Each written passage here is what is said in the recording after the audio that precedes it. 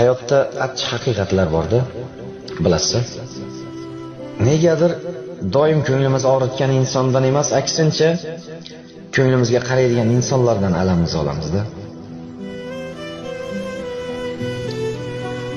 Biz sevgan insonlarga ozor beramiz, lekin sevmagan insonlarga poyandoz bo'lamiz. Nega? Yaxshi ko'rgan yaqinlarimizga, kasal birodarlarimizga vaqtimiz yo'q, lekin 7 yot begona insonlar bilan oshga har doim vaqt topamiz. Oilasi nochorroq singlimizga har xil bahonalar bilan yordam bermaslikka harakat qilamiz, lekin xalqni ko'ziga qozon-qozon oshlar qilib ziyofat beramiz. Ota-onamizni haftada bir bora ko'rib kelishga fursat yo'q, lekin ammo ulfatlar bilan o'tirishga har doim vaqt topamiz. Nega?